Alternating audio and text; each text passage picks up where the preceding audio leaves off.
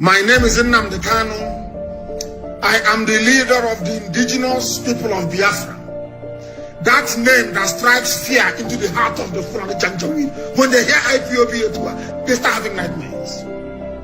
I lead that very movement. Movement of the children of light. And have we not brought enlightenment to all the people?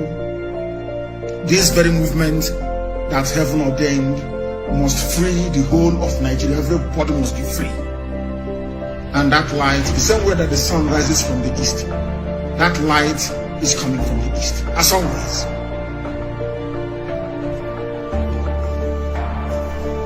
I am the director of Radio Biafra and Biafra Television. God gave me another assignment this year. It seems. Not only to serve the wonderful people of Biafra, but also to serve the brave youths of Nigeria. And that is what I'm doing this evening. And will continue to do until everybody is free. Until every corrupt politician is either in the grave because they'll be hanged or they are in prison. The difference between some of you and us is that we say something and we do it. You keep muttering and bumbling. No, things are bad, oh. Oh, things are bad, oh.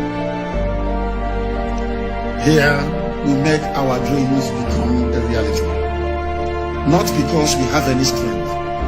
Not because we are better than any other person, but because Elohim is on the throne. I am always speaking the truth. You may not like it, but it is the truth.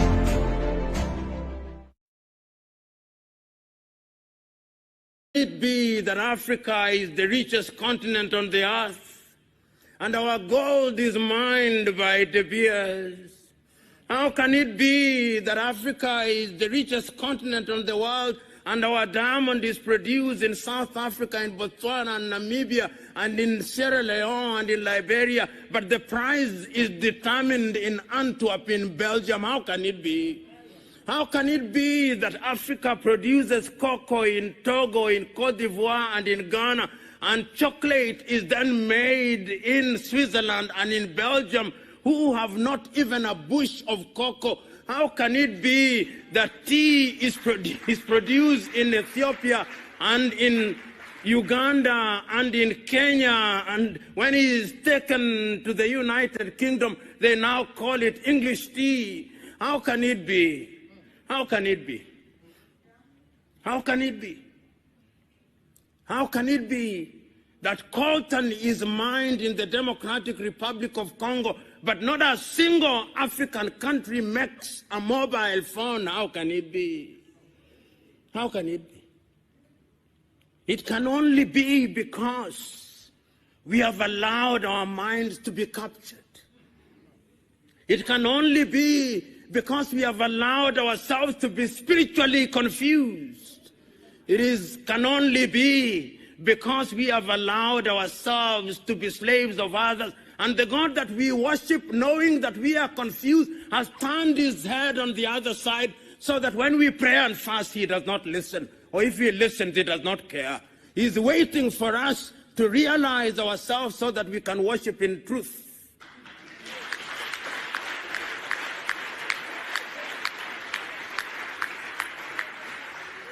And you know, this is intergenerational. The pains that are being visited upon this generation are out of the sins that were committed by the other generation. It is a time to repent, so that we who have transgressed may say that we have repented, because the future now does not lie in us. The future lies in the young ones. Chinua Achebe was right. These are the young suckers that will grow when the old banana dies. These are the very same upon whose shoulder Africa shall rise. Your duty and my duty is to plant the tree in the knowledge that one generation plants a tree, another generation waters the tree, Another generation prunes the tree. Another generation enjoys its shade. That is our duty. So this morning, we are not here to say new things. We are only here to remind ourselves that in the beginning there was God, and that God created man, and that man I suspect was an African, and that man could not have been anything else but an African. Why I suspect so? Because all creation says that man came from the earth. And as I said, the earth is either black or brown. So in the beginning there was an African. And in the beginning there was a spirit into which that mold was made alive. And that spirit was God. And I suspect that God gave us intelligence. And I suspect that God created Africa where it is in the very middle, because the very middle, the very center is the fulcrum, and that is why I suspect Africa is where it is, enjoying not too much cold, enjoying not too much sun. It is in the middle. It is indeed life measures as it should be measured. And that is why I suspect in his divine wisdom, he put all the minerals in Africa. If it is not gold, it is coltan. If it is not coltan, it is iron ore. If it is not iron ore, it is copper. And he does not stop there. When he was distributing rivers and lakes, he ensured that Africa had the best of lakes, the best of rivers, and he did not stop there. He ensured that we are surrounded with the best of oceans. If it is not the Atlantic, it is the Indian, which should be called the African. I do not know why they call it the Indian Ocean, but that is their conspiracy. Then there is the Mediterranean. They also call it another name, and he did not stop there. Once he had done that, he ensured that this is a continent that has men and women who are so forgiving, so generous. This is the only continent that has welcomed all civilizations. We started with the Arabs. They abused us. Then came the Portuguese. We welcomed them. They abused us. Then the Dutch came. We welcomed them. They abused us. Then the Italians came. We welcomed them. They abused us. Then the Germans came. We welcomed them. They abused us. Then the French came. We welcomed them. They abused us. Then the English came, we welcomed them and they abused us. Then the Indians came, we welcomed them and they abused us. Then the Lebanese came, we welcomed them, they abused us. Now the Chinese are coming, we are welcoming them and they are abusing us. We must stop this. And we can only stop this through self-realization. And that is why when I conclude, I must conclude by making reference to a great African, Ante Cheikh Diop of Senegal, who writing in his book, The African Origin of Humankind, Myth or Reality, says, this is a problem that can only be solved through aggression. And I'm telling us, this is the time now for Africa to rise. Africa will be great. Africa must be great, and it will only be great if we choose to spiritually decolonize our minds, our hearts, and culture, because it is only then that Africa will be a great continent. God bless you.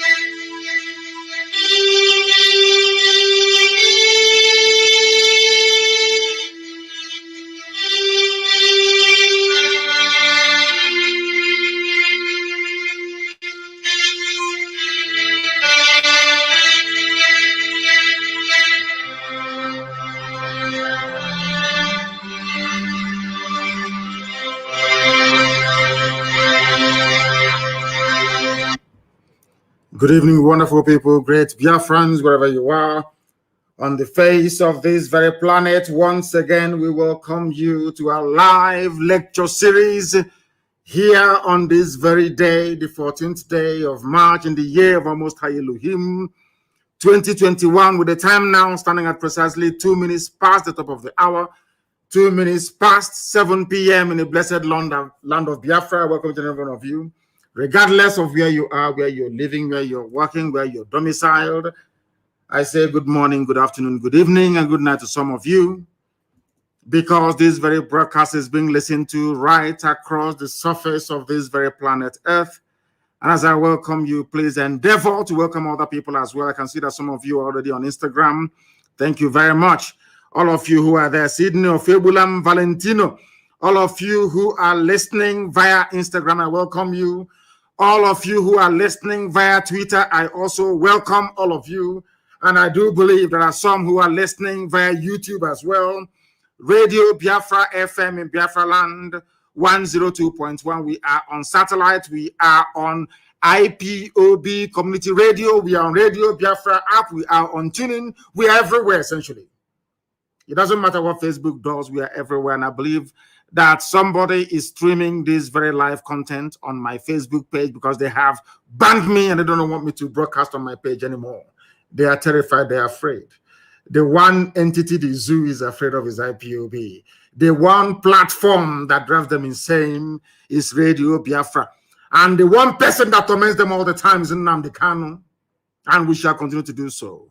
As I welcome you, please welcome other people. Good morning, good afternoon, good evening, and good night to all of you. Once again, wherever you are, this night is going to be explosive. It is going to be expository. It is going to be, should I say, an expose on the mindset of the Fulani Janjaweed in the zoo and those who are working for them from the south.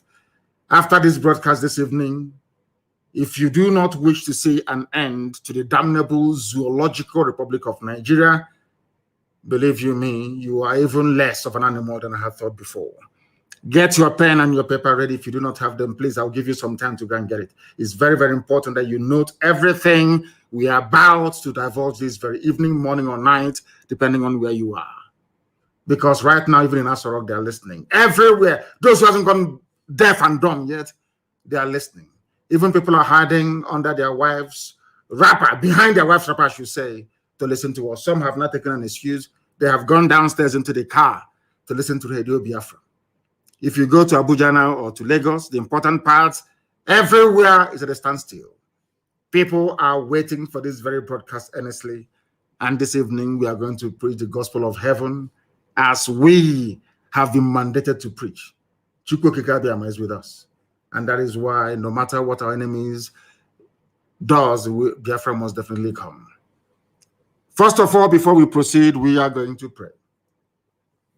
But before we do so, I must announce who I am. I am Mazi Nnamdi Kanu, the leader of the largest mass movement on the face of this very planet Earth, indigenous people of Biafra, IPOB. Bar none, the very best, the very finest collection of men and women, fighting for the liberation of the kingdom of heaven that is due to be birthed on this very earth. We have come to do the work of the Most High Elohim. That is why, as always, this very glorious movement, this very IPOB is here to stay. So also is Eastern Security Network. I lead IPOB. I am the director of Radio Biafra and Biafra Television. And by the very special grace of God Almighty in heaven, Elohim, Adonai El Shaddai, Chukwu Kikabiyama Purumi Hanine, a servant of the wonderful people of Biafra. As I said, I believe that by now you have your pen and your paper ready. You can listen to us via Twitter at Mazi Nnamdi Kanu. You can listen to us via Instagram at Mazi Nnamdi Kanu _ the one at the bottom, official, at Mazi Nnamdi Kanu official. I believe that those who administer my page will also be able to circulate that very link. In fact, post the link for my Instagram and also the one for Twitter, so that should Facebook mess up, people can go there to listen. I know that some of you are listening, of course, via IPOB Community Radio. Before I proceed, we are going to pray. And as always, I am going to pray in the oldest language known to man, the language of heaven. This very language, the angels that surround the throne of grace of the Almighty in heaven are bowing down and singing praises to him in Igbo language. And that is the language that I'll use to pray this evening. Ezi onye nwe anyị na Chineke na dị ngọzi ma ruo mgbe ebighị ebi. Onye ike niile nọ n'ọbadara aka ya, onye ọ bụ naanị ya na-achị. Ọ bụ naanị gị ka ihe niile ekere eke na-erubere isi. N'ihi na o nweghị ihe ọ bụla bụ ihe ikere eke eji ama atụ sị na ọ bụ ya jiri gị. N'ihi na ị karịrị ihe asị na ịbụ. Ọ bụ naanị gị bụ Chineke nna nke usu niile nke ndị agha. Ọ bụ naanị gị ka kpakpando anyanwụ ọnwa na-erubere isi nna nke ebere dị ngọzi. I nweghị mmalite, i nweghị ụsọtụ. Mmadụ dị ndụ na-efe gị ofufe n'egbugbere ọnụ nna nke ebere dị ngọzi. Mana ịdị omimi wee karịa nghọta nke mmadụ dị ndụ nke gị onwe gị kere. Ọ bụ ụzọ dị aṅa ka anyị ga-esi wee kelee gị. Ka ya bụ otuto nke anyị ga-abụrụ gị nna nke ebere dị ngọzi. Ka anyị ga-esi wee jaa gị mma. N'ihi na anyị enweghị onye ọzọ ewezuga gị. Anyị anaghị efe arụsị. O nweghị ihe ọbụla nke nwa nwaanyị mụrụ ka anyị na-efe nna nke ebere dị ngọzi. O nweghị ihe ọbụla nke aka nke mmadụ mere ka anyị na-akpụ isi ala anyị. Ọ bụ naanị gị ka anyị na-efe n'ime mmụọ na eziokwu. N'ihi na ọ bụ naanị gị bụ onye kelele igwe maka elu ụwa. Enweghị onye dị ka gị Chineke nna nke igwe. Ọ bụ naanị gị bụ eze kachasị eze niile elu. Lekwa ihe ndị gboo na-etu gị ebighị ebi. Igosipụta na ịnọ tupu mgbe wee malite. Ọ bụ naanị gị nna nke ebere dị ngọzi ka anyị na-aja mma wee na-ebuli aha nsọ ya elu mgbe niile. N'ihi na o kwesịrị ekwesị na anyị fere gị ofufe nna nke ebere. Jaa gị mma ma too gị. Ọ bụ n'ime ọnọdụ anyị niile anyị ga-efe gị ofufe nna nke ebere dị ngọzi. Anyị ga-aja gị ma anyị ga-ebuli aha nsọ gị elu. N'ihi na ọ bụ naanị gị bụ Chineke nna nke usu niile nke ndị agha. Ma lekwa okike gị nna nke ebere dị ngọzi. Lekwa ụmụ gị bụ Biafra ka m na-eche gị n'iru n'abalị IPOB n'ụwa niile, ndị ezi omume ụmụ Chineke. Chetakwa na ihe niile nke anyị na-eme nna nke ebere dị ngọzi, ozi nke anyị na-agbasa onye ime eluigwe bụ n'ihi aha nsọ gị. Marakwala anyị bụ anụkpa ahụ. Ofu ụbọchị ihe niile ikere eke ga-agabiga, mana okwu nsọ nke gị na-adịde ma ruo mgbe ebighị ebi. Ọ bụrụ na ọ ga-amasị gị na ala nsọ nke gị bụ Biafra nna nke ebere kwere n'ihi mmehie nke anyị onwe anyị mere nna nke igwe, ka ị ga-eji wee gbakọta anyị azụ wee hapụ ka ndị iro wee memile anyị ndị a na-ebighị ugwu nna nke ebere dị ngọzi. Ọ bụ n'aka gị ka ọ nọ nna nke igwe. Ọ bụ naanị gị mere ọnụ wee kwuo na Biafra ga-abịarịrị na ndụ na-abụghị n'ọnwụ. Nke a bụ okwu ọgba ndụ nke i kwuru n'isi Eze ebube dị ngọzi. N'ihi na i kwuru sị ọ kakwa mma na eluigwe n'ụwa bịa na isi njedebe kama na okwu nsọ nke gị agaghị ere. Ọ bụ n'okwu nsọ gị a na nkwa nke ikwuru anyị ka gbakwasịrị okwu wee na-akpọku aha nsọ gị n'abalị a, n'ụtụtụ, n'ehihie, n'ụwa niile okirikiri, wee na-asị gị onye dị nsọ ma ruo mgbe ebighị ebi, bịa ka iwe eze anyị ekpere.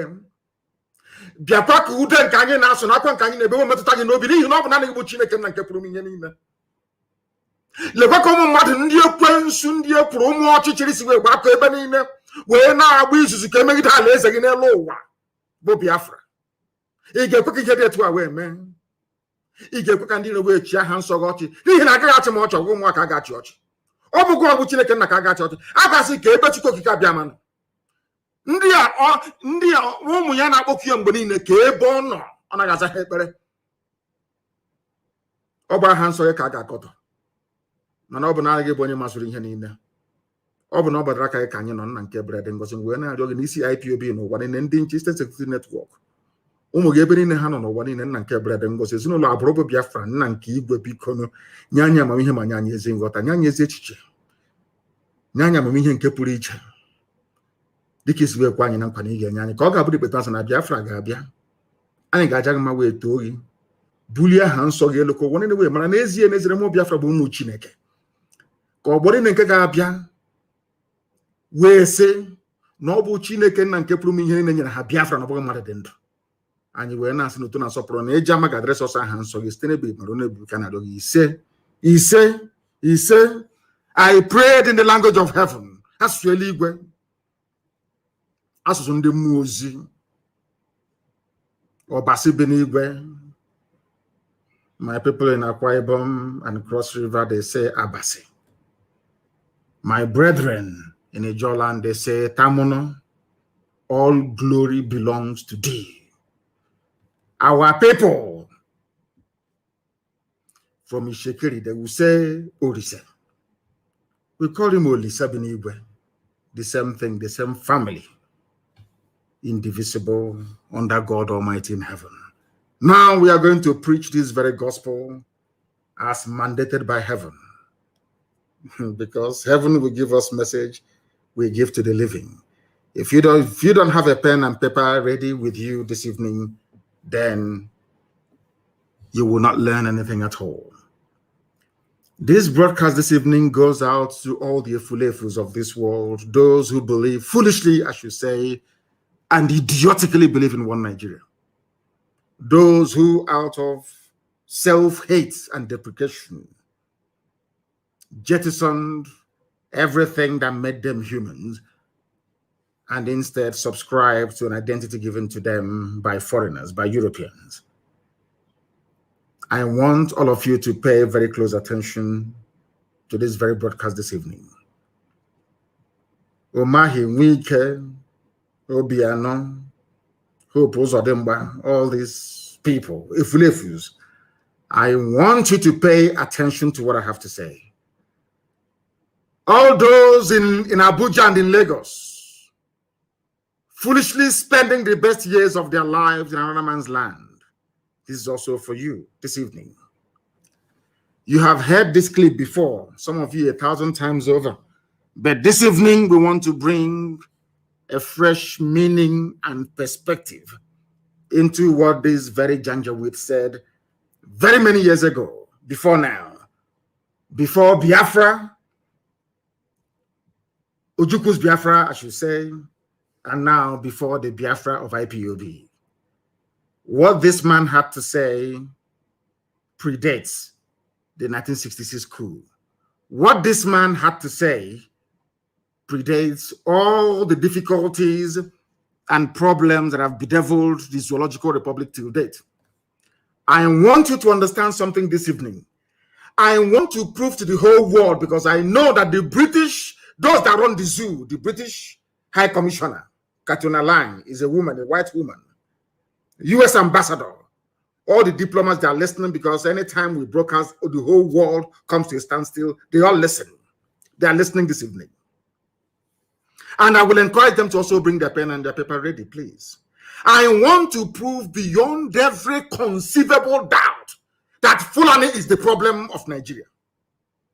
Fulani started the problem of Nigeria from day one.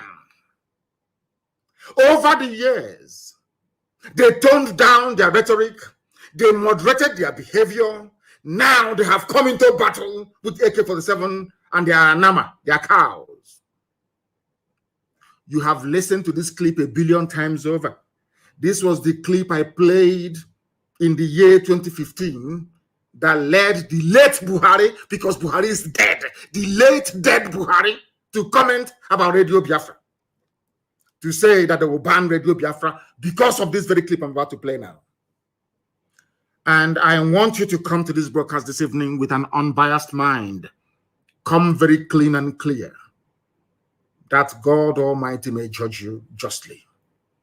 I am going to play this very clip for you. And upon this very clip and what this man said, are we going to base our discussions and analysis this very evening, morning, noon, or night, depending on where you are. Listen very carefully, I beg of you, please. It's very, very important. And as I'm doing so, please, somebody should endeavor to put it on my page. In fact, on all the platforms, that the world may know that we are not the aggressors, that the world may know that Fulani people are troublemakers. Fulani people never wanted Nigeria to work from day one. Fulani people, they are the bane that Nigeria is backward today, is down to only one group of people, the Fulani tribe. When I say it now, I know that Kadira Mohammed will say this was what obtained in Rwanda in places and things happen. And they said it's pure rubbish. What we are presenting this evening are facts and figures. Please listen very carefully, especially Efulefus from Igbo land. Listen very well. All the idiots talking against Biafra, listen very carefully. All the idiots campaigning for one Nigeria, one zoo, listen very carefully, please, to understand how foolish you are. I have now come away from blaming Britain and Europe for coming to Africa, bastardizing, balkanizing, dividing, and rendering us asunder, all of us, and giving us artificial boundaries, which we accepted because we are very daft. I want to bring the problem a closer home. I want to bring the issues closer to you this evening, especially for those of you who are in Nigeria, to understand the depth of your stupidity and your foolishness. I'm not insulting you. I'm only giving you facts that will guide you away from darkness into the light, which we are pointing you towards. Listen carefully, please. Major talks about killing your premier. Add on top of that the North's general hate of the East, and you can start to get the picture of the sort of tribal tension Nigeria was heading towards. One thing I've noticed, Premier, while I've been here, is that Northerners seem to have, I almost call it obsession about the Igbos. Could you perhaps explain that to me? Well, the Igbos are more or less the type of people whose desire is mainly to dominate everybody. If they go to a village, to a town, they want to monopolize everything in that area. If you put them in a labor camp as a laborer, within a year they will try to emerge as headman of that camp, and so on. Well, in the past, our people were not alive to their responsibilities, because you can see from our northernization policy that in 1952, when I came here, there weren't 10 northerners in our civil service here. And I tried to have it northernized, and now all important posts are being held by northerners. Is this policy of filling all key posts in the North solely with northerners and not with other Nigerians a temporary or permanent one? In actual fact, what it is a northerner first. If you can't get a northerner, then we take an expatriate like yourself on contract. If we can't, then we can employ another Nigerian, but on contract too. This is going to be permanent, I should say, as far as I can foresee, because it will be rather dangerous to see the number of boys who are now turning from all our learning institutions, coming out with having no work to do. I'm sure whichever government of the day might be, it will feel rather embarrassed, and it might even lead to bloodshed. Doesn't this damage the idea, sir, of all people in all regions in Nigeria being fellow citizens of one country? Well, it might, but you are, new to our region, but how many northerners are employed in the east or in the west? The answer is no. And if there may be 10 laborers employed only. I hope you have listened to, that is the voice of the man that Buhari was emulating when he came into office. Buhari was following the footsteps of this very man you've listened to now. He was the Sadwana of Sokoto, the leader of the Northern Nigeria People's Congress. He was the leader of the North. Anytime you have a Janjaweed say their founding fathers, they were referring to this very man. You just heard his voice now. He was interviewed, should I say, rather bizarrely, independently, so to speak, by a BBC journalist. I believe that was in the late 50s to early 60s. These are the people responsible, so we are told, for bringing the so-called, should I say, flag independence to Nigeria. Anytime you hear, be it the Senate president or anybody from the northern part of the zoo, talk about their founding fathers, they were talking about this man. And this man was asked a question by a white man. The interviewer is a white man working for the BBC. They asked this black man, this very baboon in a zoo, his name is Sir Ahmadu Bello. He was knighted by the Queen of England, Queen Elizabeth. Understand this very clearly. That is why I said it is better for you to bring your pen and paper this evening. Even if you don't come to lectures again without a pen and paper, it's better for this evening. You must have one. Very, very critical, please. This man, alongside Awolowo and Azikiwe, and to an extent, Tafawa Balewa, they were responsible, so to speak, for forging the new Nigeria that Britain had created. It was in 1960, after independence. And he was asked a simple question, a very simple question. Why do you hate Igbo people so much? These are Fulani people. I want Okezibazo, I want Hope Uzodema, I want all of them to, I want Wike, I want them to pay attention this evening. I want Ohanes and Ndioshi, George Obioso, pay very particular attention, because what this man said in late 50s and early 1960s is still prevalent today in our lives. And I'm going to prove it to you this evening, one after the other. The man asked him, in other words, this is where I get upset with Katrina Lang and the so-called British mission in Nigeria. Britain is aware, because this is a BBC journalist interviewing a Fulani leader. When there was no strife, there was no war, there was no problem, when they were planning and creating their useless one Nigeria, please pay attention, please. Pay attention, please, to understand how foolish we came, to understand how foolish to understand how foolish anybody talking about one Nigeria. I want to prove to you tonight, heaven is my witness, that the person is a fool, especially if you're a Biafran. They asked this man, and when they talk about Igbos in those days, they're talking about everybody from the East. In fact, to an extent, even including the West. These are the people they claim that created one Nigeria for us. These are the people they call their founding fathers. That is why after this broadcast this evening, I do not think that Nigeria can ever be the same again. They asked him, why do you hate the Igbos? At the time that this question was being asked, there was no Fulani headsman problem, no banditry, no insurgency. There was no problem. There was euphoria all over the world that the largest black nation had emerged. That they call Nigeria.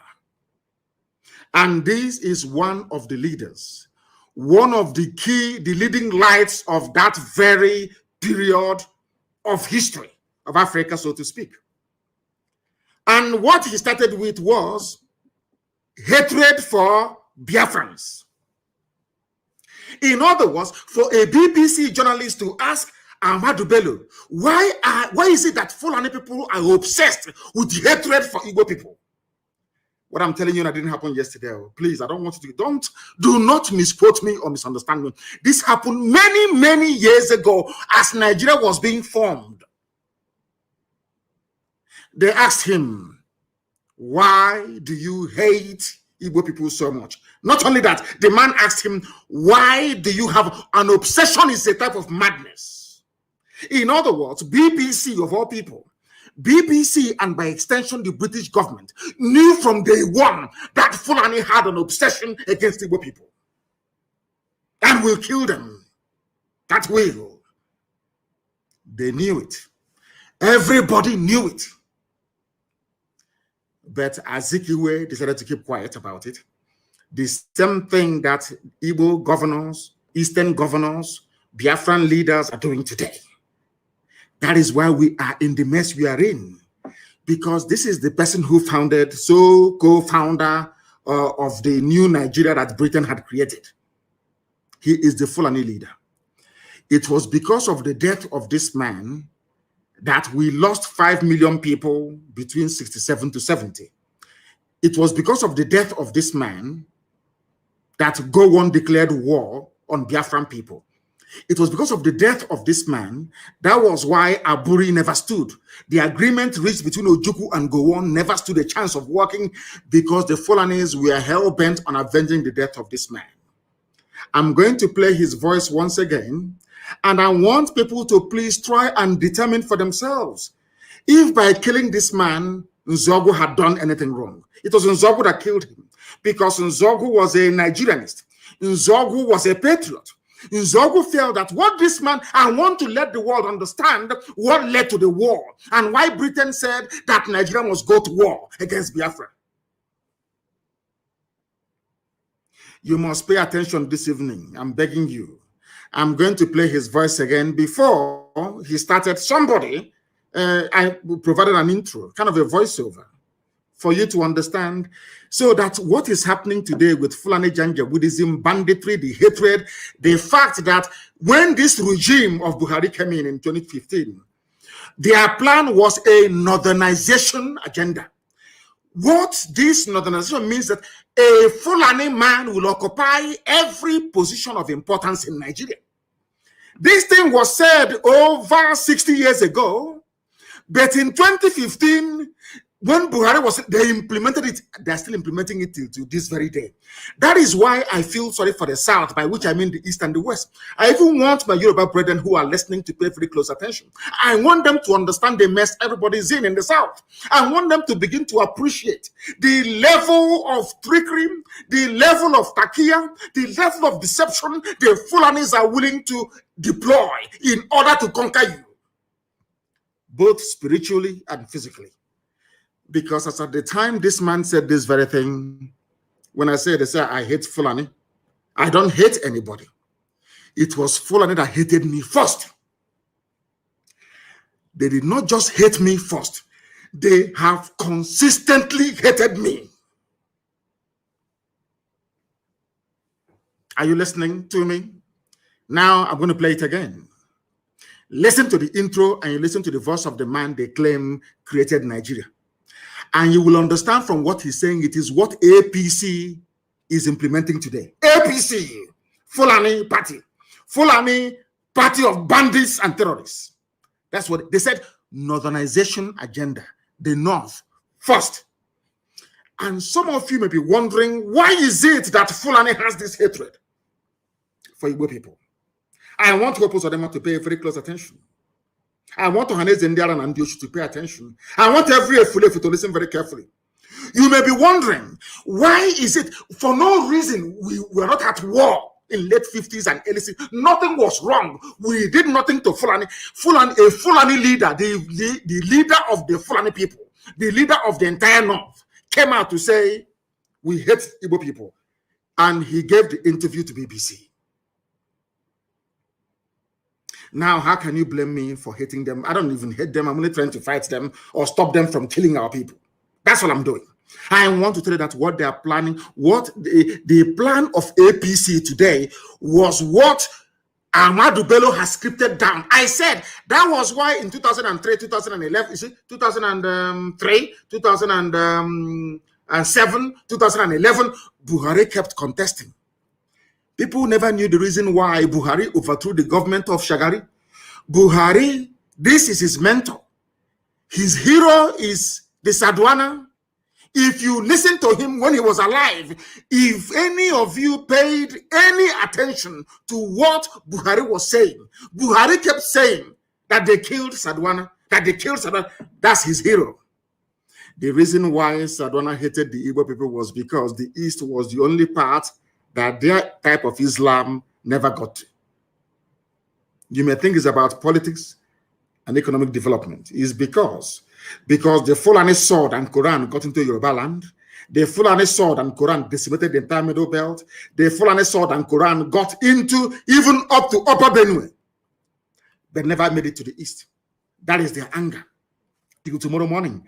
And they will never stop. I want Wike, I want Osodemba, I want all these idiots, I want Ohanes and Ndioshi to pay very close attention. The reason why they keep telling you every day, stay in one Nigeria, do what you can, is because they want to conquer you. It's their job, it's in their bone marrow, it's in their DNA.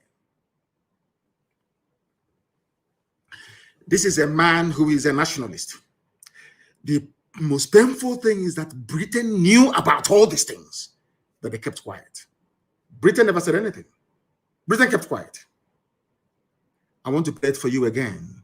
This is the leader of the Fulani people. I want to tell you that the hatred they are pouring out today, the reason why Buhari can form a government and there is no Igbo man in it, the reason why they can be doing all the nonsense they are doing, customs or not, EFCC, not is because it is a grand plan. And I want you to compare and contrast the behavior of Fulani politicians with that of the idiots from your village in the South. Do you see how the Fulanis laid down a template?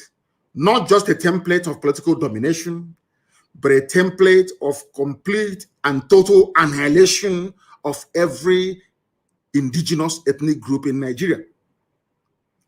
What APC is carrying out today was laid down before even 1960. They have been pursuing that same agenda year in, year out. But some of you are too blind to understand what lies in front of you. This evening, we are exposing them that the world may understand, that the world may know why we are doing what we are doing. I'm going to play it for you once again. Please pay very close attention. And this time around, I'm going to interrupt. As they proceed, I will interrupt to analyze and bring to your knowledge and understanding the evil that Fulani portends for everybody, not just for Igbo people, not just for Biafrans at large, but not even just for the entire South, but for everybody who calls himself a Nigerian. Because as at the time that this man said this, uttered these very, should I say, vengeful words or insightful words, Nigeria was not at war. There was euphoria everywhere. Independence is around the corner. They're about to take over everywhere. Black people are about to rule black land. That was done it for it. This is the man that they refer to as their founding father. This is the leader of Boko Haram. This is the leader of Fulani bandits. This is the leader of Fulani headsmen. This is the leader of every terror group that has ever emerged. He is the spiritual leader. He's dead, of course. His death was what caused the war because Britain wanted vengeance. Britain knew that Fulani hated Igbo people because Britain hated Igbo people. Britain hates Biafra with a passion. Pure raw hatred. Raw hatred is the same hatred that the Fulanis have. You cannot explain it. Why Britain hates Biafra is beyond me. We are Anglicans, though. We are Christians, though, for your information. We attend Anglican church. We are Christians in the main. England is supposed to be a Christian nation, but their hatred for Biafra is immense. And isn't it very ironic? The only part of the zoo called Nigeria that is entirely, or should I say, homogeneous Christian, no Islam. That is the people that Britain hates most of all. And every Sunday like today, every Anglican church in Biafra land have contributed their money. Very soon they will ship it all the way to Canterbury. Are you following what I'm saying? I want you to listen once again, please, to understand those who are the fermenters of trouble in Nigeria. I want to prove to the world tonight that Fulani people are the originators of every problem in Nigeria. It was because of this statement and the statement that this man made at Sandhurst. That was why Nzogu killed him. Not because of any hatred for Fulani. And tell me why such a person should be parading himself as a Nigerian. In fact, even the journalist asked him, but shouldn't Nigerians be free to live anywhere they like? He said no. He said no. And tomorrow morning you sing, I pledge to Nigeria, my country. Do you see why I call Nigerians fools and animals? This is the reason why. Because they can reason very well. I don't understand the reason why somebody should be proud of a country where those they claim shaped it are against a particular group of people. Because Islam did not get there. Because they did not conquer us. Let me play for you again. Major. Listen. Talks about killing your premier. Add on top of that the North's general hate of the East. And the North hates the East. Ask yourself why. They love Yorubas a little bit because that's why they said we are Yoruba forest, we're not leaving, we're not going anywhere. That's what Mietiala said, a terrorist group. That now and again they go to Asorok and they collect their own share of the money. They buy more weapons, they charter private jets, they fly in the weapons, and they're in our forests, killing us every day. I want people to understand what I'm saying tonight is very, very important. Why is it that the North hates the East? What is this hatred for an Igbo man? I'm asking. Because we are hardworking, because we are blessed, because Elohim is with us, because anywhere we go to, we bring light and we bring blessing of God upon that very place. Is that why you hate us? For no reason. Britain is aware, EU is aware, US is aware. Everybody knows. Now, why do you want us to stay in a land brimming with such hatred for a particular group of people? that led to the death of 5 million of those people. We are the only people in the world, only Biafrans are the only people in the world having suffered the level of genocide we were subjected to, or should I say Holocaust. And we are still in that same country that killed us. Only us. No other people. Nowhere else in the world. That is why we must change our thinking. That is why the likes of idiots like Wike and those of them, all these idiots who must reason tonight. After I think Wike has been listening to our broadcast now. He's changing Oyibo names, white man's name in Iguacha to more local names. That's the they're all listening. I think he went to Waterlands and changed it to something else. It's no longer Waterlands. He was asking them, why are you answering white man's name? If he was sincere, he should have gone a step further to say, Port Harcourt is a white man's name. The name is Iguacha. Maybe someday, sometime in the new Biafra, we shall get there. I want you to listen once again to what this animal has to say. I call Ahmadu Bello an animal because only an animal can speak this very way. His hatred is not for white people. No, not at all. In fact, he said that I will give jobs to people that colonized you and subjugated you. He said, no, don't worry, I'll give jobs to you more before I can give it to an Igbo man. Are you following what I'm saying? I will give jobs to a white person. This is Africa. Your so-called Africa, one Africa. Let Africa be united one. These are the idiots that made it impossible for Africa to unite. And he's a nationalist, we are told. He's a founding father. According to Fulani Janjaweed, he is the founding father. I want you to pay attention tonight, for goodness sake. Listen. Start to get the picture of the sort of tribal tension Nigeria was heading towards. Tribal tension before 1960. So what is happening today has been there from the beginning. And I'm asking people, you have suffered this mess for nearly 60 years. The same tribal tension for 60 years. When is Nigeria going to get better? I'm asking. When will this tribal tension stop? The fact of the matter is that it can never stop. Never, ever, ever, because the hatred is deep-rooted. It's in their system.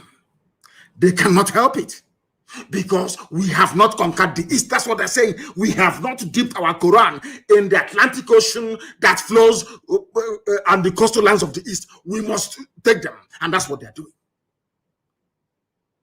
Do you understand them now? All of you that believe in one Nigeria, do you begin to see that what you did was merely to dig your own graves? You have dug your graves. I'm telling you. That's what you have done. Look at the mindset of the people that you are in the same country with. And this man, you can hear from his accent, he's polished, he's educated. I think he studied at, I don't know if he was Cambridge or Oxford. You can hear, he's a prince of the Fulani Sultanate. You can hear him the way he speaks. Very crisp English. It was this man that made me to realize that mastery or command of English language does not confer upon you any, should I say, any intellect of any sort whatsoever. It doesn't. The fact that you can speak English doesn't mean you're intelligent. This was the man that made me to realize that very fact. Listen to him, please. This is the founding father, so to speak, of Nigeria. Fulani. I want to prove to the world that it was the Fulani that what is happening in Nigeria today is the cause of the Fulani. They are the problem that you have. Listen to him. One thing I've noticed, Premier, when I've been... That is the voice of the British interviewer, BBC journalist, asking him. He's asking him, Premier. He was then the Premier of the North, asking him, Premier. One thing I have noticed is the obsession, the hatred, the raw hatred the Fulani have for Igbo people. Where is it coming from? A white man, BBC, they realized all the way from London that there are two people, these two tribes you have, in a place called Nigeria that they themselves created. One hates the other and wants him dead. Yet you're talking about one Nigeria. I'm asking you, with this level of hatred, on what basis, therefore, are you campaigning or championing one Nigeria, especially if you're from the East? On what basis, I ask you? How? Please explain to me. On what basis? Let us hear the journalist and the question that he had to ask. Listen. Here is that Northerners seem to have, I mean, what's called an obsession about the Igbos. Northerners have an obsession about the Igbos till tomorrow morning. That is why we are told that Ahmed Lawan, now the president of their so-called Zoo Senate, went to Imo State and was saying everybody should come and join APC. This is their plan from the beginning to conquer us from the beginning. Conquest! But unfortunately, a typical Igbo idiot in Abuja or Lagos cannot seem to realize this.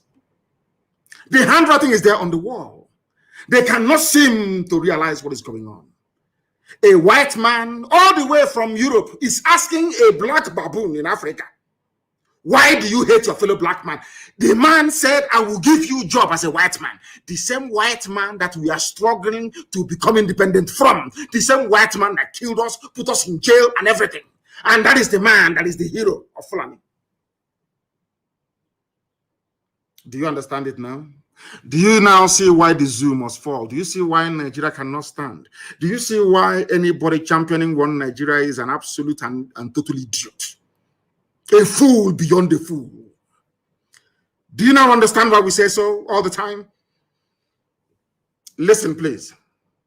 Could you perhaps explain that? Explain to us why you hate us. The Igbos are more or less the type of people whose desire is mainly to dominate everybody. In what way? I want to answer the Fulani Janjaweed. This was, I want you to understand. I want to also let you people know this evening or morning or night, depending on where you are, the reason why I said anybody calling himself a Niger Delta or South suffer from the same mentality, the same idiocy. Do you see where they got the nonsense from that Igbos are domineering? And in a short while, I will ask this man to tell us in what way, or should I say ways, are Igbos domineering? Because if you go now to some parts of Cross River or Akwa Ibom, or I should say before, not now, not anymore, and Bayelsa or Delta, and ask them, they say, we don't want to be dominated by an Igbo man, especially his own brothers and sisters.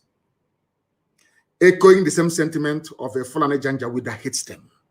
Because when this man was talking about the Igbo people, he was talking about everybody from the East, and sometimes from the West as well. Listen carefully. One Nigerian is, listen, those that believe in one Nigeria, let's build a future. This is their template. It can never change because they are Janjaweed. They follow their leader, whatever their leader does, whatever. If the leader says to them, oh, go and kill people, they'll go and kill. This is Fulani Janjaweedism. This is the man that the late dead Buhari was following in the footsteps. Now, listen. Igbos, they asked him, why do you hate Igbo people? He said, because they are domineering. The same thing they said about the Jews all over Europe. Just because they're successful, because God blessed them. That is all, that nothing more. I hate Jews. Why? I don't know, but I hate them. Why do you hate them? They took over the banking system. Okay, because they are doing something that you cannot do. The same thing about Igbo people in the zoo called Nigeria. By Igbo, I mean the whole of Biafra in Nigeria. I want our people to pay attention tonight so that their brain can be cleansed properly. They asked him, a white man asked him, why do you hate Igbo people? Asking a Fulani man, I want Fulani to know that you brought the hate to me. You are the original haters of other people. You have no right to complain. You people are the original haters. You started the hatred before anybody else. Listen to what he has to say. Igbos are domineering. Now we want to find out how did Igbo people go to Sokoto and take over Sokoto? Is an Igbo man the Sultan of Sokoto? Is an Igbo man the Emir of Kanu? Is an Igbo man the Emir of Bantu? Please tell us, how did they dominate you? If they go to a village, to a town, they want to monopolize everything in that area. They want to monopolize everything. As I told you, these are congenital liars. Fulani are liars. They are liars and deceivers. And I feel sorry for some of you in the zoo. Some of you that allowed Fulani to deceive you. They can't deceive me. They can never deceive me. They asked the premier he's the premier, the political head of the North. He said, why do you hate Igbo people? They are domineering. How? Any village they go to, They want to dominate everything. Now I want to ask him, Igbos were everywhere in the north. Is an Igbo man an emir in the north from before his time till today? But he said they want to dominate. What he meant to say is that God blessed them because there is something about Biafran people that the Fulanis can see that incidentally, Ifulefus cannot see in themselves. This man understands one very simple fact, that the Biafran people are like the Jews of Africa, as Henry Kissinger said and wrote in his memo to President Nixon, that he believes that Biafrans, especially Igbos, are the wandering Jews of Africa. Henry Kissinger said it, wrote it in a memo. Go and check. Go to the Library of Congress in America and go and check. I'm not going to give it to you. Some of you are very lazy. You cannot read. You cannot do any research. Go and research it yourself. You say that. How are they dominating you? They are dominating me by coming into my town and developing it. They are coming into my town and teaching our children how to read and write properly. They are opening businesses. They are successful. That is how you dominate them. Are you listening to me? So because Britain is the largest inward investor into the USA, that means that Britain is not dominating USA. Or in the late 80s and early 90s, when Japanese people and businessmen were the highest investors in the USA with Toyota, Nissan factory and everything else, that means that Japan is now dominating USA. Do you see how they reason? Do you see why I call them Janjaweed? Do you see why their brain, do you see why I cannot be in the same country with these people? With this level of hatred. Why do you hate me? Okay, because I am successful at business and economics. That's all. And because of that, I should be killed. Efulefus, are you listening? I want to prove to all the Efulefus that the hatred today in the zoo was brought about by Fulani Janjaweedism. Listen carefully, please. If you put them in a labor camp as a laborer, within a year they will try to emerge as headman. If you put them in a labor camp, if you take Igbo people in those days, Biafrans, I mean, anywhere they are, you put them in a labor camp. That's what he's saying. They will emerge as the headman. Why are they emerging? Is it not the same way that Joseph emerged in Egypt, in the house of Pharaoh, from nothing, to show that the blessing of God is upon these people? You cannot suppress. There's a saying where we come. You see the moon, your hand cannot cover it. It's blessing. It is called blessing. It is not domination. It's blessing from God. And that blessing is for the whole of Africa. Not just even for Nigeria, it's for the whole of Africa. The blessing that Biafra brings to the table is for the whole of the black world, wherever you have any black person residing. You cannot stop it. Nobody can stop it. That blessing from God, that is why a white man can see a Biafran laborer and say there is something in this man. Because of that, I'm going to make him the head man or the foreman of this company. Because the blessing of God is upon that man. The same way it is upon Israel. You cannot, he says, a blessing from Elu. You can't take it away. Instead of people to see this blessing, what they see is they are coming to dominate me.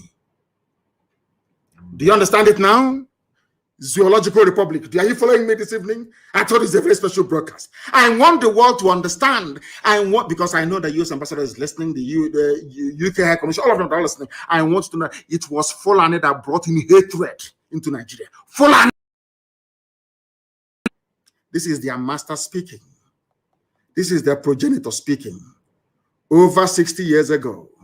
And all those things he said over 60 years ago are still prevalent today in the damnable Zoological Republic of Nigeria. Why do you hate them? They dominate. How are they dominating? If you put them in a labor camp, because at the time that this man was referring to, all the labor camps, all the factories were run by white people, by the British. And regardless of what you may say about them, those people, they know how to be even-handed. If you're hardworking, they'll promote you. These British people saw the blessing upon these people from the East, children of light, saw them. That was why Igbo people dominated the civil service, dominated not because they wanted to, but because God's mercy and blessing was upon them. That is why they are hated. Not because they've done anything wrong. You hate them because God is with them. And no man can destroy it. It's a blessing from Elohim. They call it domineering and domination. Now you understand me, don't you? Do you understand now? The Igbo people are ancient people, very old, the oldest people on the face of this very earth. Bano, Ndibo, ancient, that's the meaning of it. Old people, old. The center of the world. That is why they occupy the center of the world. Zero longitude, zero latitude, the very center, the very beginning of life itself.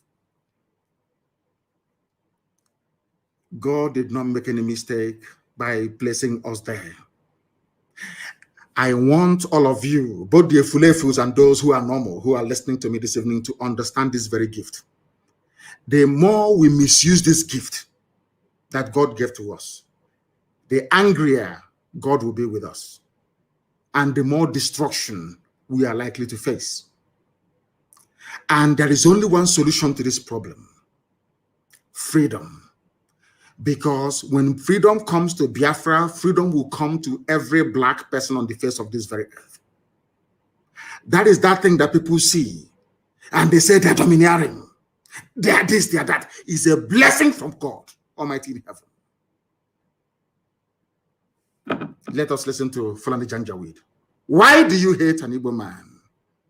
If you place him in a labor, did you place an Igbo man in a labor camp? The time that we are referring to, it was the British who were in charge. It was the same white people that were picking Igbo people and making them foreman and headman, because the grace of Elohim is upon them. When you see them, the light of God is shining.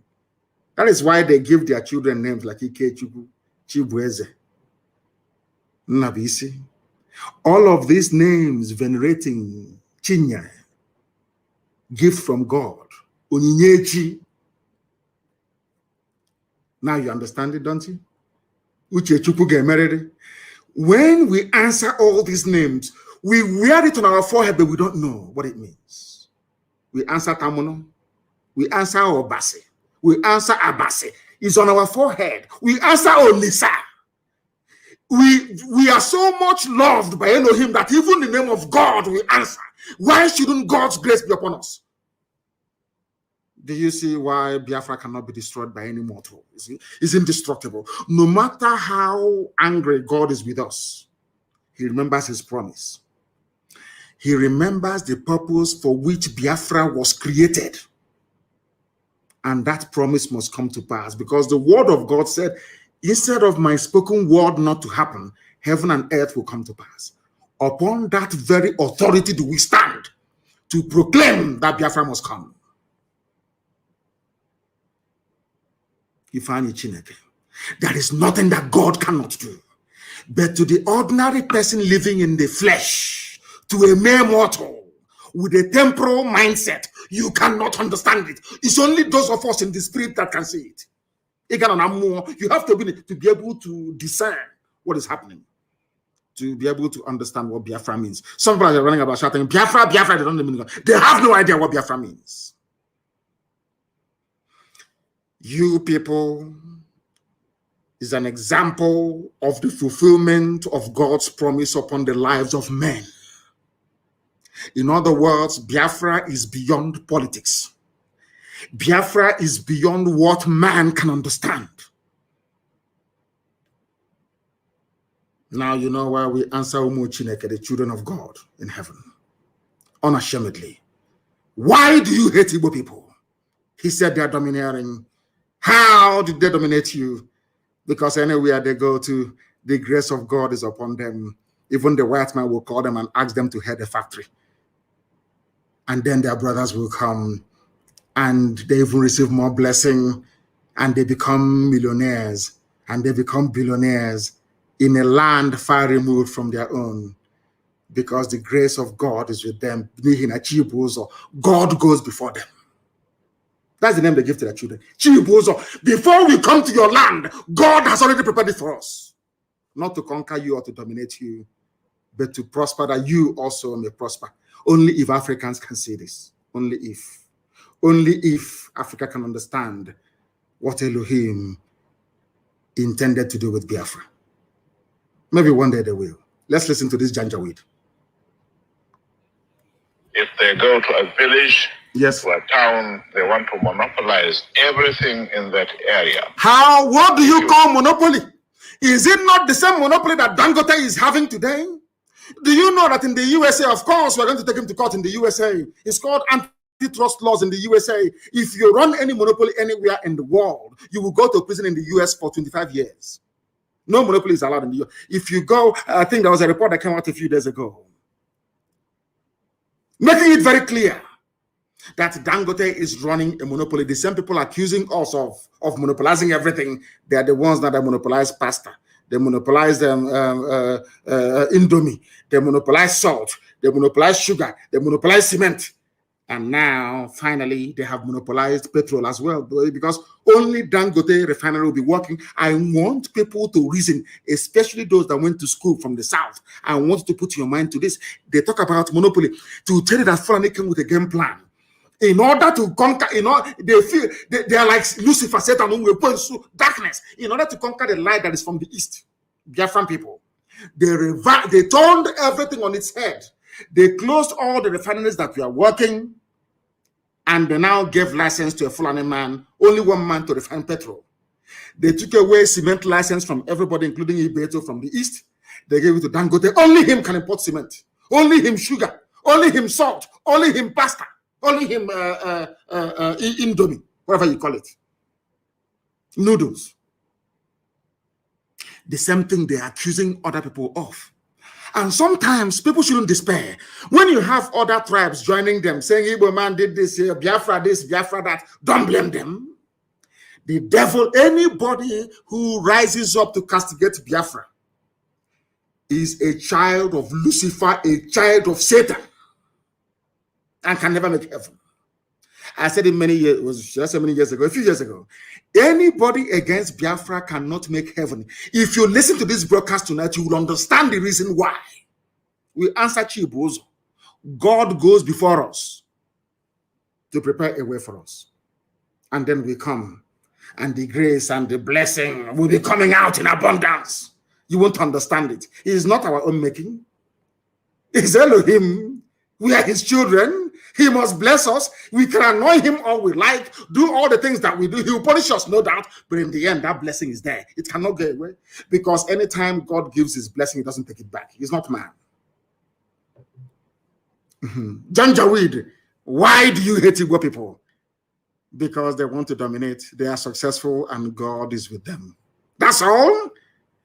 That was the reason why they killed 5 million people. And today, we are still talking about Biafra. Because Biafra is the promise of the Most High in heaven. Listen. Put them in a labor camp yes. as a laborer.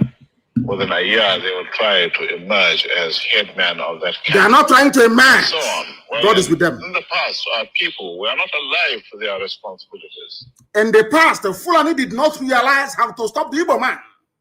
Fulani did not realize how to stop Biafra. But now, we have realized it. That is what they said over 60 years ago. That is what they're still doing today. You must pay attention, please. Because you can see from our northernization policy that in 1952, when they now have a northernization policy. I'm going to this thing is talking about happened in the late 50s, even before independence. Listen carefully. In the late 50s, before independence, that same thing is happening today. In a short while, I will show you how. It is called a Fulanization agenda, more like. All those years that Buhari was crying for losing elections, it was because he was saying that what their progenitor is saying, they wanted to finish this job of jihad by stealth, started by a descendant of Uthman Danfodio. You are listening to the voice of the Sadwana of Sokoto. He should have been the Sultan of Sokoto, but because he was into politics, they gave him a special title, the Sadwana of Sokoto, and shipped him to Kaduna, where he was reigning, where he was the king. Now listen carefully. He said, we are now alive. This was the man that wanted to continue what his great-grandfather started. His great-grandfather is Ahmadu Nnamdi. He's a prince. That was why when they came into Delta, when they came into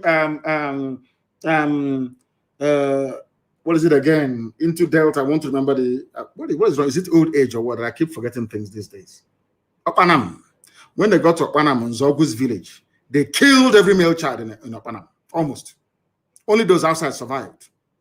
Because this is a prince of the Sultanate. This is a prince of the Fulani Emirate. This is a direct descendant of Ahmadu Nnamdi, the man that defeated Hausa people and took their land. This is his great-great-grandson. You are listening to his voice. Ahmadu Nnamdi, that's the great-grandson. No, great-great-grand, I think it's 3 generations or thereabout before him. Either the great-great-grandson or the great-grandson, one of those. And an Igbo man killed him. That is their anger. But who wouldn't kill this idiot after listening to him? He sounds like a bandit. The banditry and terrorism is them. You can hear him. He sounds like a bandit. Like a bandit. Nzogwe from Opanam in Igbo land. In Anyama. It was that man that killed him because Nzogwe said, what you're saying, sir, is anti-Nigeria. That's all. That's why he was killed. I said, they killed all of our people. Look at how you reason. Do you see the reason why anybody fighting for one Nigeria is bound to end in misery and failure? Do you understand it now? Do you now understand it? Listen once again, please. Came here, there weren't 10 northerners in our civil service here. And I tried to have it northernized, and now all important posts are being held by northerners. All important posts are being held by northerners. This happened in late 50s in the north. Now Buhari in 21st century, or those ruling in his name because the idiot is dead, are now doing the same thing at a federal level. Northernization agenda, more like Fulanization agenda. He said every important position is now held by northerners. And in a short while, I'll read through all the lists. Even today in 2021, every important position is held by a Fulani northerner. Do you see how they play their own game? But a Fulefu can never understand it. An ordinary Fulefu can never understand it. Let's listen. Policy of filling all key posts in the north solely with northerners and not with other Nigerians, a temporary or permanent one? In actual fact, what it is a northerner first. Northerner first. If you can't get a northerner, then If you cannot get a northerner, we hire a white man like yourself. He's about to say, if we cannot get a northerner, we hire a white.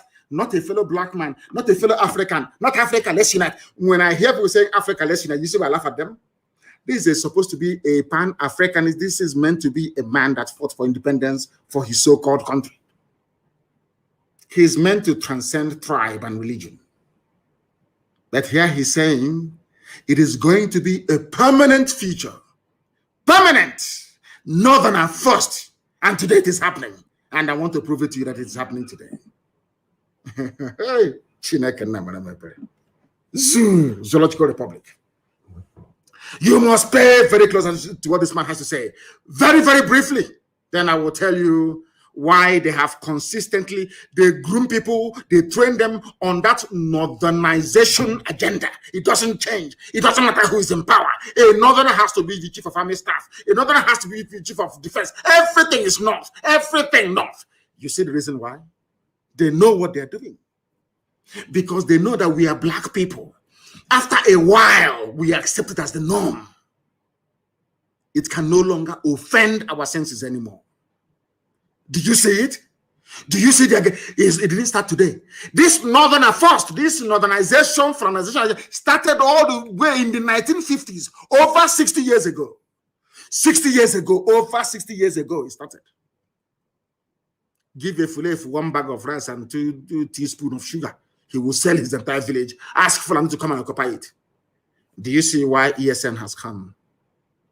We are the first and the last line of defense against this rabid Fulanization agenda. Listen to him one more time, then I'll give you the proof. Could you perhaps explain that to me? Explain. Well, the Igbos are more or less the type of people whose desire is mainly to dominate everybody. If they go to a village, to a town, they want to monopolize everything in that area.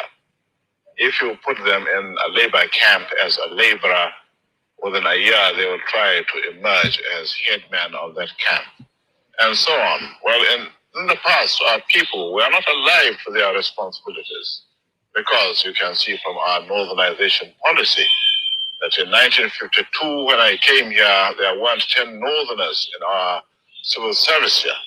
Then I tried to have it northernized, and now all important posts are being held by northerners.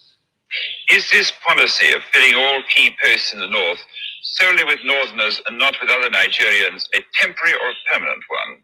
In actual fact, what it is a northerner first. A permanent one. If you can't get a northerner, then we take an expatriate like yourself. You take a white man, not black. If we can't, then we can employ another Nigerian, but on contract too. On contract. This is going to be a permanent, I should say. A permanent! As far as I can Fulani everywhere is permanent. It would be rather Over dangerous 60 years ago. to see the number of boys who are now turning from all our learning institutions coming out with having no work to do. I'm sure whichever government of the day might be, it will feel rather embarrassed, and it might even lead to blood. It might lead to bloodshed. There's something that's happening today. That's one thing he got right. That unemployment in the north will lead to bloodshed, which is where you have Boko Haram, Fulani Janjaweedism, Yetiala, you have Fulani headsmen, you have ISIS in West Africa, you have bandits everywhere. Is it not happening now? Everything, I give him credit, everything this man said is happening today. That's why I played this clip. Some of you have seen it many times over, but your brain can never digest or the magnitude of what this animal is saying. An animal he is. Now let me prove to you that what this man is saying is absolutely over 60 years ago. Somebody wrote, not me, the Fulanization of Nigeria. What this man said, our agenda is to make sure it is northerner first, Fulani first. Now listen. The Fulani oligarchy headquartered, look at the Sultan shedding his crocodile tears. That idiot, Sultan Sokoto, a complete fool, a complete idiot. He is shedding crocodile. Let's do something about one Nigeria. They know what they're doing. It's called deception back here. They know. There's some will play good cop, some will play bad cop. Today they will say, we want referendum. Tomorrow another idiot will come and say, no referendum. They know they are playing with your mind, playing with your brain. That's what they're doing. Now, listen. Have you ever observed that the Fulani Caliphate, in collaboration with those they deceived with their Kanuri brothers, and to an extent Yoruba Muslims, how they have conquered Nigeria? Nigeria is Nigeria. I said all the Fulefus. I made one simple request. Go outside, just in a bar, anywhere in the world, and ask anybody, how do you see Nigeria? They'll tell that Nigeria is an Islamic country. Showing you that you've been conquered. All of you, what IPOB, ESN, Biafra generation is doing is to free you from your slavery that you don't know you are into. That is why anybody from the south, even me, talking about one Nigeria, I look at you as an animal because you don't know you're conquered. They have conquered Nigeria. They have captured the three arms of government. Exactly what the descendant of Othman Danfodio said that they're going to do. But let me remind you that Othman Danfodio said they will dip the Quran in the Atlantic. He said, we will dip the Quran in the Atlantic. That's what Othman Danfodio said. Now his great-grandson came out and said, we want to dominate everybody by blaming the Igbos, so they're coming to dominate us. So we dominate everybody. And one wretched idiot from Niger Republic, that the father used to tell Doc, the father will buy Doc. You know Doc, Obobo, buy Doc from villagers in Niger Republic and come to Daura to sell. on one of those trips, the idiot met the mother of Buhari and gave her one dog for free. And the next day, before you know how those things, it's like chewing gum and biscuit in those days, and the Fanta, soft drink with our women in the East. Chewing gum, you used biscuit, cabin biscuit, chewing gum, sweet. It's called hacks in those days, and a bit of Fanta. If you add Fanta, the same thing happened. This man gave a dog to Buhari mother. That's how they gave birth to Buhari. Dog or bogo in exchange. The idiot is not even a Nigerian. He's from the Niger Republic. Buhari. Where is the president of the zoo from? Those that are ruling in his name, his Fulani, to tell you that their northernization first agenda is now complete. Totally complete. They have done it. Where is their president from? Fulani. Or should I say presidency? Because there's no president. Presidency is Fulani. Chief of staff of Fulani. The Chief Justice of Nigeria, Fulani. Senate President of Nigeria is Kanuri, of course, is Fulani. They're all the same. Deputy Speaker of the Senate is Fulani. The Army Chief of Staff is Fulani. Navy Chief Fulani. Police IG Fulani. National Security Advisor is Kanuri, of course, is some Fulani. Janjaweed. DSS is Fulani. National Intelligence Agency Fulani. Directorate of Intelligence, Army Intelligence is Fulani. Then listen to the ministries. I'm now reminded, go back to the voice of the man you heard a while back. Go back to it. Defense, Minister of Defense, Fulani. Minister of Finance, Fulani. So when they steal money, nobody can say anything. That's why somebody came out and said, Buratai stole money. And their so-called presidency came out and said he didn't steal any money because they control everything. They can burn papers. That was why Army headquarters was set alight. Because of the loot, the stolen money. Buratai and the Fulani Janjaweed Mietiala, they never wanted the paper trail to lead to them. They burnt, they set the army headquarters on fire. That is what the Fulani do, and do it very well. Some of you may be too young. You don't remember somebody called Ibrahim Taher, the former Minister for Communication. His office was at the Nitel Tower in Lagos, in the Marina, Nitel Tower Marina. After stealing all the money meant for Minister of Communications, he set Nitel on fire. Go and check. That is how you know that Fulani have looted money. They set the building alight. Go and check. They set alight the Federal Inland Revenue Service in Abuja when they stole money from there. Now, Buratai as well set fire to Army headquarters in Abuja. Is it very clear to you now how they roll? Zoological Republic. That is the reason why they need to put their people everywhere. Because for them to put Hope Uzodinma in power, they had to make sure that the Fulani man is the Chief Justice of Nigeria. Do you understand the trick? It's very simple. To make sure that they get their man as Ohaneze, President General, they need somebody they control in Imo State. You know, that they may be driving cattle up and down, but Britain is advising them very well. And they are listening. Are you following me? To put Hope Uzodinma there, the Minister of Justice, Onogen, was pursued, chased away from office in Abuja, chased away by Mieti Allah. And they put Otanko, Eroplenton, a man that read Sharia law, Chief Justice of a secular nation. That is why I think that Nigerians are mad. Believe you me, Nigerians are insane. Their brain is not correct. Somebody that studied Sharia law is the head of the judicial system of the secular nation. Unbelievable. Unbelievable.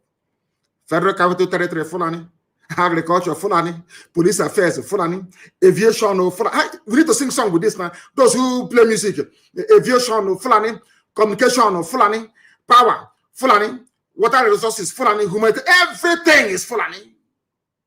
All the 19 northern governors are Fulani except Benue, Plateau, Taraba, and Kogi. Every northerner, apart from 4, the rest are all Fulani. And they are visitors, they are migrants, they are not indigenous to the place. Because Fulani have a game plan. From the word go, their game plan is to dominate and subjugate you. Dominate and subjugate. They are the ones who are the thieves. But they are busy pointing at people. Hey, EFCC, Whereas Fulani, nobody steals more than Fulani does. They are kleptomaniacs. They are real highway robbers. After robbing, they point at somebody else. Oh, no, look at him. Look at he's on investigation. And I asked Fulani, who stole more than what a Fulani man stole? Ahmadu Diko. Ahmadu Diko, when money had value, stole over £5 billion in a mobile bank and ran to England. True or false? Who stole more than Abacha? Who stole more than Buhari when he was alive? The missing suitcases, have you forgotten? All of you, have you forgotten? Do you know why Aisha Buhari cannot travel to USA? I went to USA. But the Fulani that claim that Nnamdi Kanu is a terrorist, they cannot travel to USA. They cannot. El-Rufai cannot go to the US. Has it ever occurred to any of you before to ask, why is it that Aisha cannot go to the US? They claim they are clean. They claim they are pure. Some idiots said there cannot be any looting under Buhari. Buhari is dead. All of you are criminals. Buhari was a criminal himself. How? You ask. Buhari, why is it that your wife Aisha, instead of hiding in America where Imelda Marcos was also hiding another looter like herself, why is she hiding in the UAE, in Arab country? Because Aisha Buhari was implicated in a fraud perpetrated by Halliburton, a US oil-based company. True or false? Was Aisha not indicted in America for stealing? How about Atiku Abubakar, Fulani? Can he go to the US? Of course, it was a arranged visit the other time. How much did Atiku Abubakar steal? He was a rogue, a certified criminal. Fulani are the ones looting the zoo. When they cannot loot unofficially, they loot officially through Dangote, who is a money launderer. He's not a businessman, he's a money launderer. Who doesn't know he's a money launderer? Papa Sanjo knows. All of you keep quiet. Because you're in the zoo. Because your brain cells are not working. People who came from Senegambia with their cattle came into your land and deceived all of you from the north. All of you! Shame on all of you! Deceived all of you. Today, all the 19 governors of the north, only 4 are not Fulani, the rest are all Fulani. And they are not indigenous to the place. Sometimes they're not even up to 40,000 Fulani in a state, and they take it over. Because you people are stupid. You are very, very foolish. Very, very foolish. It is that foolishness that you hope Uzadema, we care, and also idiots are promoting in the East. They don't know the consequences. By the time the consequences of what they are doing will dawn on us, they are all dead. We are all dead. Our children will be taken over. As they have taken over the north. As they have taken over the north.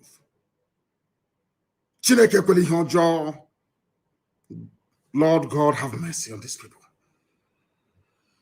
Now, I have not finished. I have given you the parastatals, I've given you the ministries. Now, let me give you the key agencies headed by the Fulani Northernization Agenda, Fulani First Agenda, started by Saddam of Sokoto, Ahmadu Bello. The one they named the university after in Zaria, Ahmadu Bello. That was the reason why Nzogu killed him. Nzogu didn't kill him because he hated the Fulani. No. Nzogu killed him because he knew that the man was a reprobate. He knew the man was an evil man.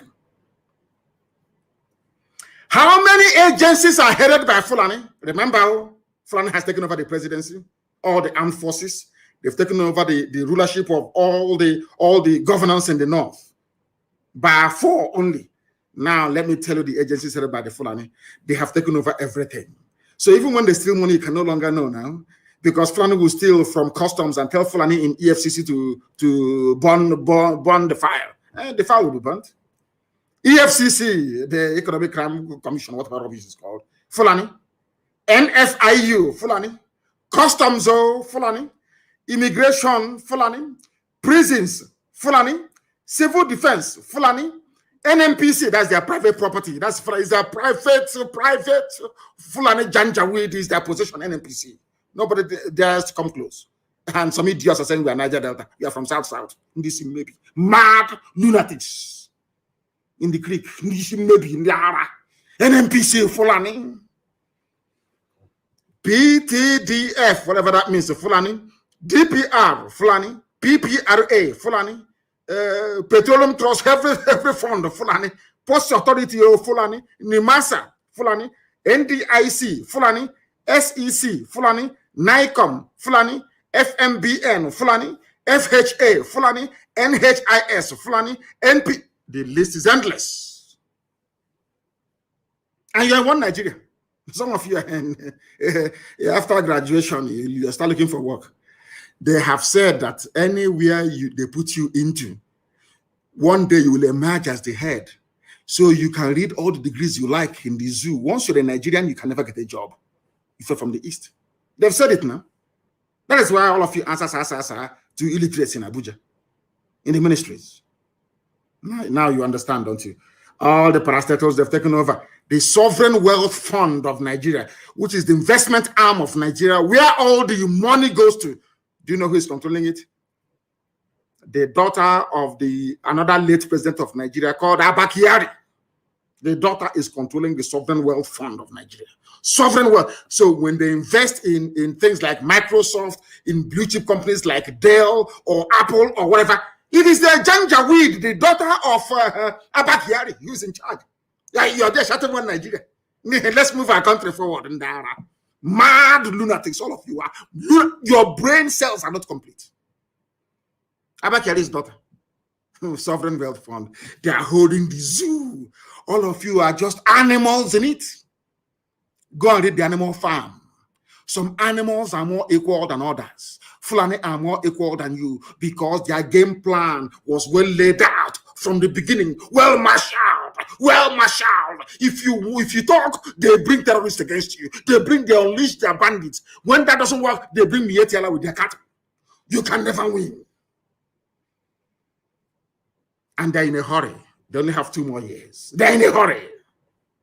And by the time they're done with you, also the pain is that those of them are, now listen to me, the Hausa people that are allowed Fulani to conquer them, they're all dead. Now their children are the ones suffering. No more Hausa kings, all you have are Fulani emirs. That's how these things are. Oh, dear me. Elohim, all glory and honor belongs to thee. That is the reason why the Fulani came to Imo State. They tried to take over Imo State. And is now, he promised them, grab the opportunity to be at the center of Nigeria's politics by joining APC. And then your land is gone forever. And then to join APC, you must give land for cattle ranching, for Ruga, all the rest of it. And our land will be gone.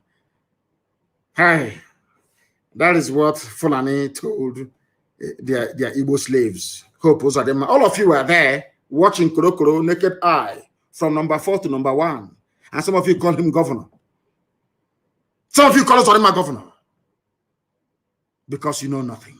Because you're all cowards. I thank Elohim for IPOB. I thank Elohim for ESN.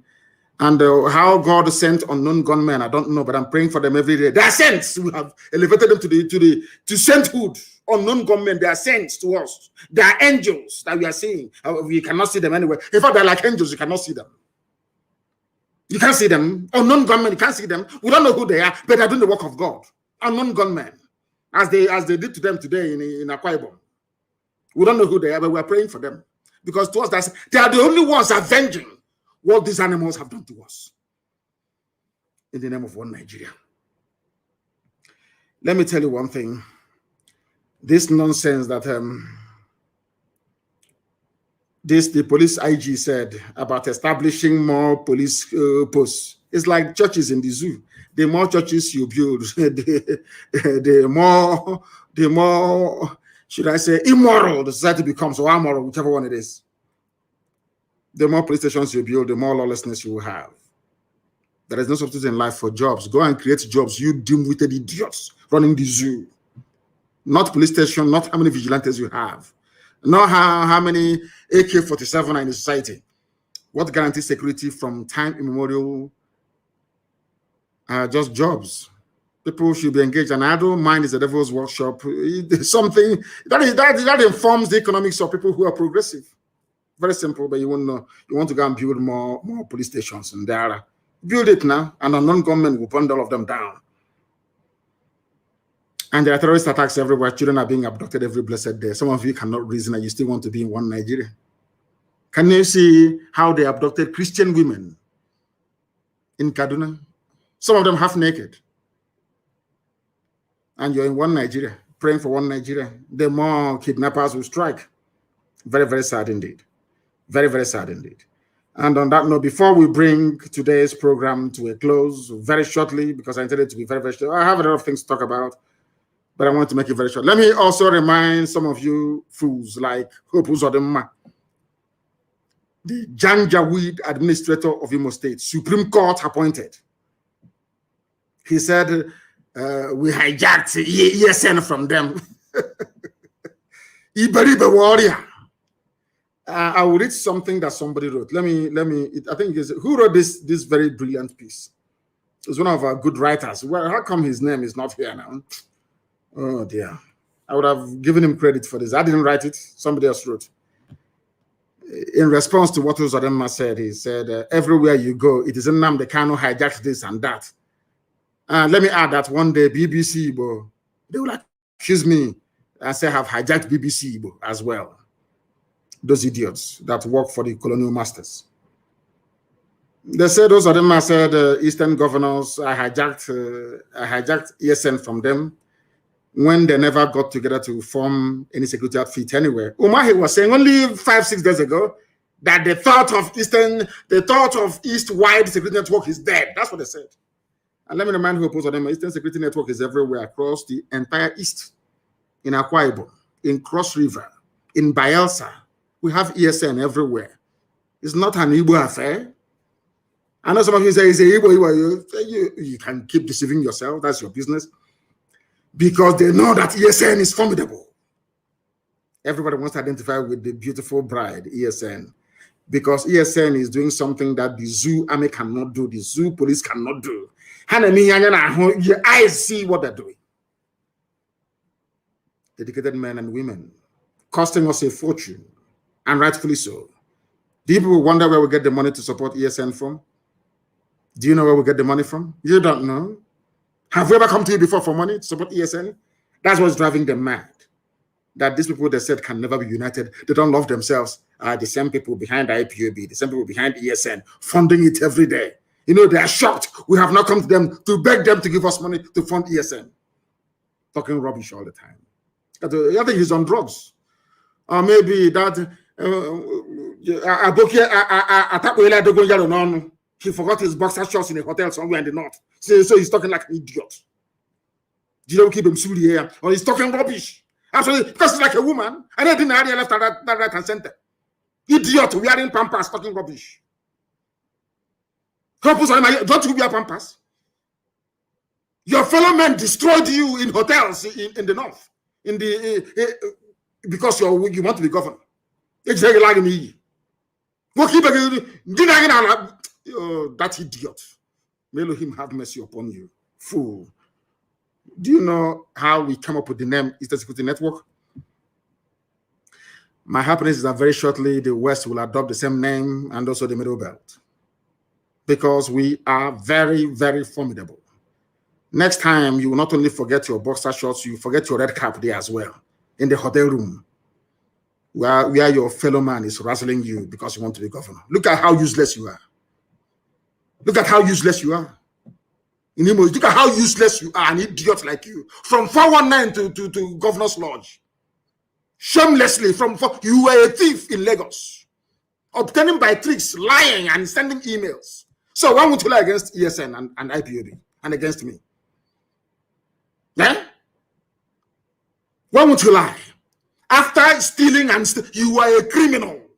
Hope can you travel to the US? You are a rogue, you're a thief. Everyone knows you as a 419er. From there to Governor's Lodge. And you will lie and do anything to become governor. You went to the north, they useless to you, gave you red cap, you came back, you're talking rubbish. Do you walk on a straight line? You don't know, we know the telltale signs of those of you who have been to the north and been useless. From one Haruna to one Abubakar, from Abubakar to Umar, useless you all over the place. I think we don't know. You papa's not idiot like you. Was Rika said I took Radio Biafra from him. Every idiot I took something from the bagger. Even the file carrier said I took his file. I don't know who It's not Elochukwu that wrote this. Somebody wrote this. I want to give him credit. I cannot remember anymore. Maybe in the next 2 days. Every blessed day, you took this from me. You hijacked our fund. You hijacked it. I'm no longer hearing about the first fund, though. That one is gone. It's one idiot now saying 2.4 billion from the UK. Anyway, that's the same where we come from. You know, when you see a very pretty girl, as my wife is, and my mother before her, if you don't know what to tell her, you say, oh, go and bath. That's what they're doing. They are shocked that we are disciplined and formidable because I am doing the work that I was born to do, to set the children of God free. That's what I'm doing. I've not come to this world to be a millionaire, to be a billionaire, to impress anybody, to ride big cars, to live it. That's rubbish. That's for to very wretched poor people, not for us. I was born into opulence. If you don't know, let me tell you. So money doesn't move us. That is why every dime contributed goes towards IPOB, sustenance of IPOB, the movement, Biafra, and the Security Network. That's what we do. If you don't know, look at the idiots saying we hijacked it. Do people as your you know as when they invite you to come to Sokoto, you know what you're going for. You start sweating. Even in air condition, you're sweating because you know what they're going to do to you that night. You know that you are finished that very night. Oh my God in heaven, hope. Oh dear me. Every idiot, you hijacked this from us. Ohaneze Ndigbo said I hijacked the minds of the people. Southeast governors, I hijacked ESN. The zoo, I hijacked the Nigerian youths. I hijacked End SARS protest. Lai Mohammed said I hijacked the media. But nobody can hijack us. Hey, my goodness. And I have an announcement to make. No more fundraising in Biafra land, please. No more fundraising, I beg of you. Nobody should. I don't care who you are. No making of videos and saying we've run out of this. And that's rubbish. You are soldiers, you remain in the bush until you are resupplied, until you get reinforcement. Do not raise any funds anywhere in the world. And the UK remains shut down until I will announce in a couple of days a new leadership for the United Kingdom, IPOB family. As formidable as ever. We're not going back. I thank all of you for listening this very evening, morning, noon, or night, depending on where you are. Here, you have listened to Radio Biafra this evening, morning, or noon, or night. We don't have any other religion. By being a Biafran, you are religious by nature. That is why our religion is Biafra. And here on Radio Biafra is where we worship, because Elohim is our God, Almighty in heaven.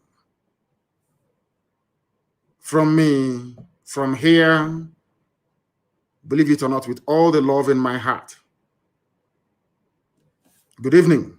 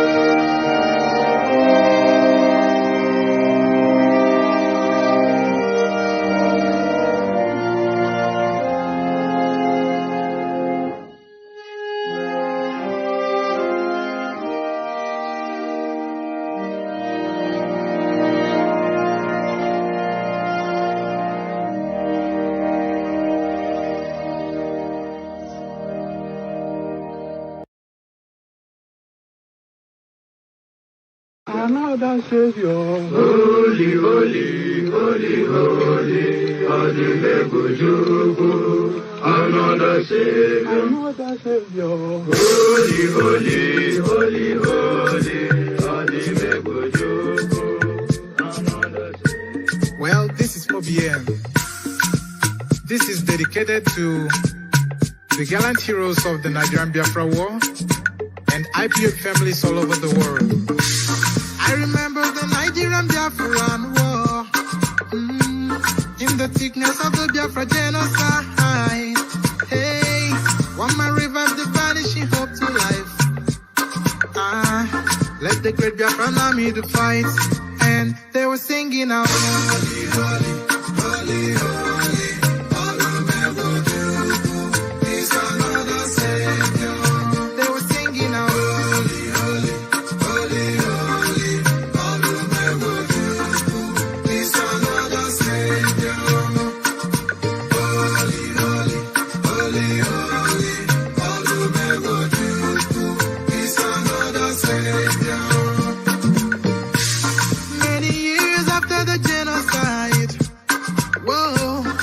Another great leader has risen up now. Oh, and he's leading the Biafrans to victory. In your madika, yabika kokwanam no wow.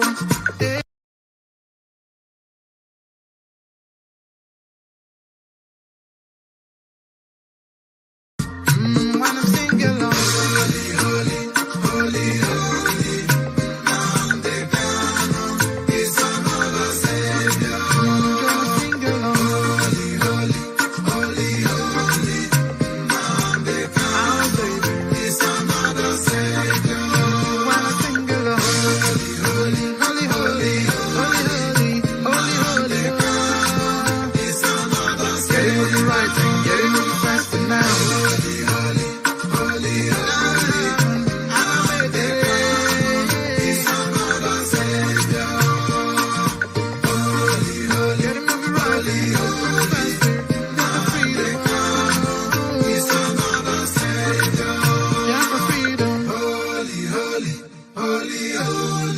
Nnamdi Kanu is another Savior.